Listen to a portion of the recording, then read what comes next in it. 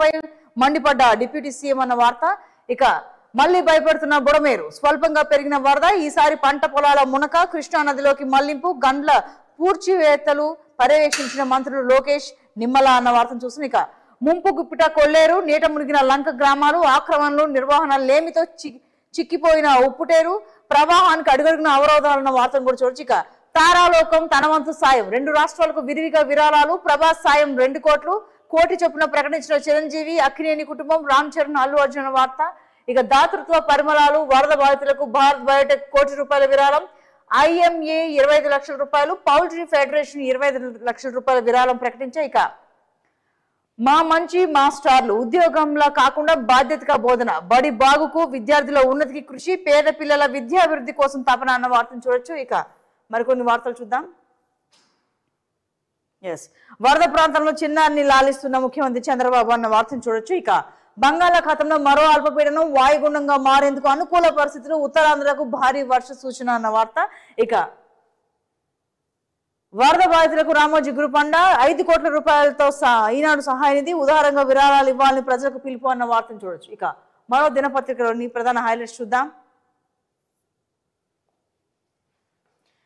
ఆకలి చావులే, 10ల సంఖ్యలో వెలుగు చూస్తున్న మృతదేహాలు. మొన్న 32, నిన్న 17, మొత్తం 47. వరదలో చిక్కుకుని నీరు తిండి లేక తనువు చాలిస్తున్న అభాగ్యులు, ఆదుకునే దిక్కు లేక ఇళ్లలోనే కొందరు తనువు చాలింపు, తప్పించుకోబోయి నీటిలో గల్లంతై మరణించిన వారు మరికొందరు, మునిగిన ఇళ్ల గోడలపై వేలాడుతున్న అనాథ మృతదేహాలన్న వార్త. ఇక ఆకలితో అలమటిస్తున్న లక్షలాది మంది బాధితులు, దాతలు ముందుకు వస్తున్నా పట్టడి అన్నం కోసం పడరాని పాటలు, ప్రహాసనంలా హెలికాప్టర్లు, డ్రోన్ల ద్వారా ఆహార పంపిణీ, కంట్రోల్ రూమ్ కు ఫోన్ చేసినా స్పందించే నాదుడు లేదు. ఇబ్బడి ముబ్బడిగా ఆహారం వస్తున్నా సరైన రీతిలో పంపిణీ కాక రోడ్డు పాలు, గైడ్ చేసే వారు లేక దాతలకు తప్పని ఇక్కట్లన్న వార్త. ఇక పాలు ఇవ్వకుండా ఫోటోలు తీసుకుంటున్నారు. 2 రోజులుగా పాలు దొరకలేదు, రోడ్డు మీద వ్యాన్ లో పంపిణీ చేస్తున్నారని తెలిసి వచ్చా, వీళ్ళేమో ప్యాకెట్లు పంచడం లేదంటూ ఓ మహిళ ఆరోపణలు చూస్తున్నాయి. ఇక సమీక్ష అంటూ సాగదీత, బాధితులకు గుండె కోత, చంద్రబాబు తీరుపై అధికారుల అసహనాన్న వార్తను చూస్తున్నాం.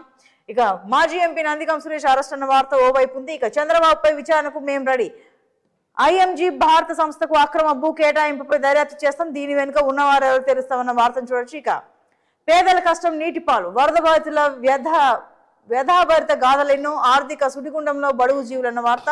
ఇక ముంపు ప్రాంతాల్లో 80% మంది రోజువారీ కూలీలు, చిరు జీతగాళ్లే అన్న వార్తను కూడా చూడొచ్చు. ఇక సీఎం గా అర్హుడివేనా, చంద్రబాబును నిలదీసిన వైఎస్ఆర్సీపీ అధ్యక్షుడు వైఎస్ జగన్, విజయవాడ విపత్తుకు ముమ్మాటికి తప్పు బాబుదే, వెంటనే ప్రజలకు క్షమాపణ చెప్పాల్సిందన్న జగన్ విమర్శను చూడొచ్చు. ఇక మరో వార్తాపత్రికలోని హైలైట్స్ చూద్దాం.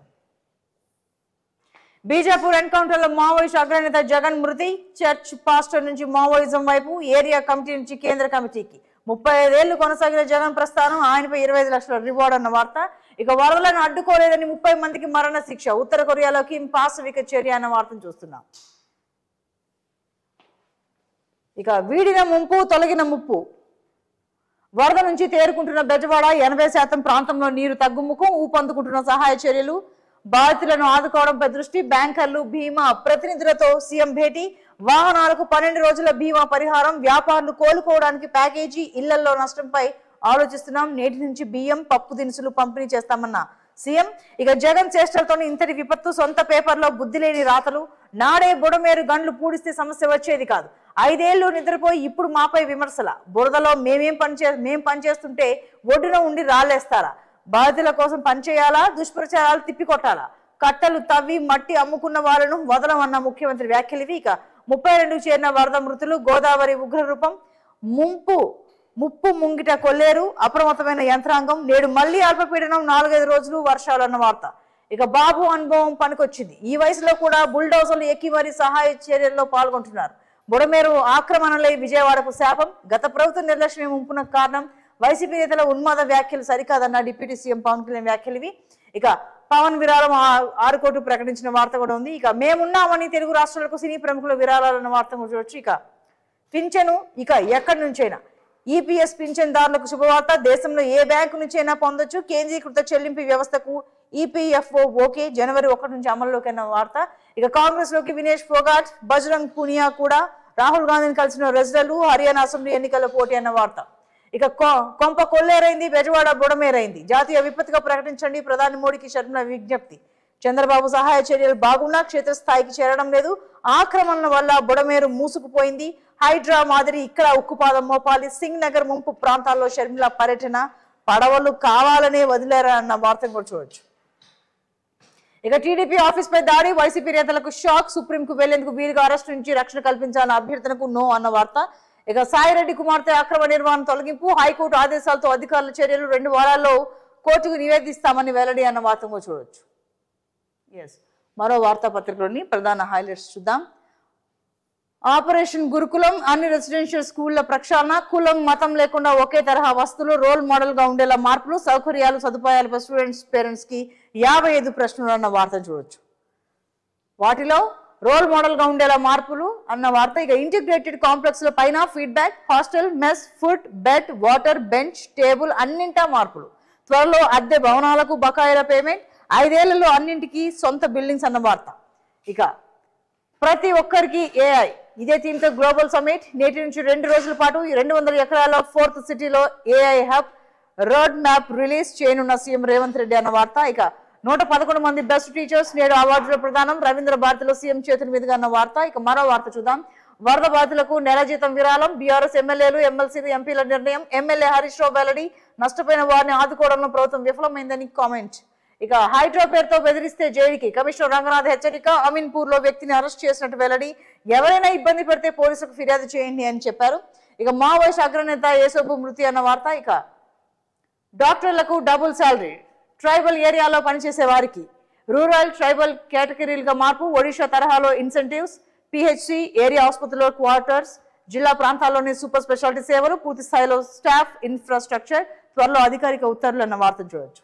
ఇక రైతులకు ఫ్రీగా సోలార్ పంపు సెట్లు, అటవీ భూముల్లో సోలార్ విద్యుత్ ఉత్పత్తికి చర్యలు, ముఖ్యమంత్రి రేవంత్ రెడ్డి వ్యాఖ్యలు ఇవి.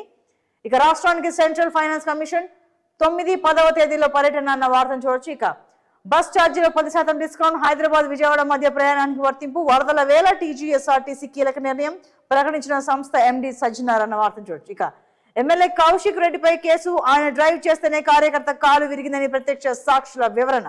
ఖమ్మం ఘటనపై పోలీసుల ఆధారాల సేకరణ, వీడియో ఫుటేజ్ కోసం ప్రయత్నం, అది రాగానే ఎఫ్ఐఆర్ నమోదు అన్న వార్తను చూడొచ్చు. ఇక నేటి నుంచి 10,000 నేరుగా వరద బాధితుల ఖాతాల్లో జమ, ఇప్పటికే సర్వే పూర్తి, మంత్రి తుమ్మల వెల్లడి అన్న వార్త. ఇక మరో 4 రోజులు వర్షాలు, పలు జిల్లాల్లో కురిసే ఛాన్స్, కేంద్ర వాతావరణ శాఖ హెచ్చరిక, పలు జిల్లాలకు ఆరెంజ్, ఎల్లో అలర్ట్లు జారీ.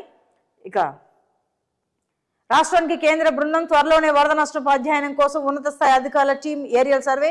కేంద్ర మంత్రులు కిషన్ రెడ్డి, బండి సంజయ్ వెల్లడి, రిక్వెస్ట్ కు షా సానుకూలంగా స్పందించినట్టు ప్రకటన అన్న వార్త. ఇక రేపు వరద ప్రాంతాల్లో బీజేపీ పర్యటన, ఖమ్మం, కోదాడ, మహబూబాబాద్, ములుగు జిల్లాల్లో ఈ పర్యటన ఉంటుందని తెలిపారు. ఇక చివరిగా దిశ వార్తాపత్రికలోని హైలైట్స్ చూద్దాం.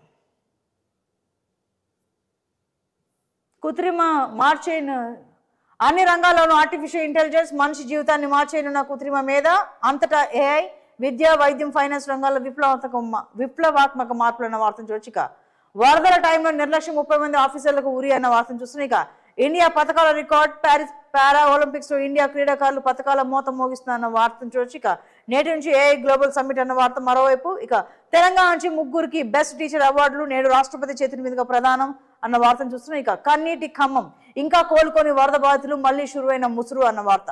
ఇక రేపటి నుంచి వరద బాధితుల ఖాతాలోకి 10,000 జమ. ఇక మరో 4 రోజులు భారీ వర్షాలు.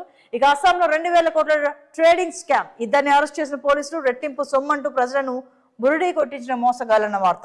ఇక 60 గంటల్లో ట్రాక్ రిపేర్, రికార్డ్ టైంలో 300 మీటర్ల రైల్వే ట్రాక్ పునరుద్ధరణ, వరదలకు మహబూబాబాద్ జిల్లా ఇంటి కన్నె వద్ద కొట్టుకుపోయిన ట్రాక్, రాత్రి వాళ్ళు శ్రమించి ఇంజనీర్లు, 800 మంది కార్మికులు, ట్రయల్ రన్ సక్సెస్. ఇక రైళ్ల రాకపోకలు ప్రారంభం అన్న వార్తను చూడొచ్చు. ఇక 78,000 చెట్లు ఎట్లా కూలినాయి, ములుగు జిల్లా తాడుబాయి మండలంలోని అడవిలో నేలకొన్న భారీ వృక్షాలన్న వార్తను చూస్తున్నాం. ఇక క్లౌడ్ బరస్టా లేక టోర్నడోనా, తాడుబాయి అడవుల్లో అంతుపట్టిన మిస్టరీ అన్న వార్తను చూస్తున్నాం. ఇక హైడ్రా ఏర్పాటు మంచి నిర్ణయం అన్న డిప్యూటీ సీఎం పవన్ కళ్యాణ్ వ్యాఖ్యలు మరోవైపు ఉన్నాయి. ఇక రైతులకు ఫ్రీగా సోలార్ పంప్ సెట్లు అన్న వార్తను కూడా చూడొచ్చు.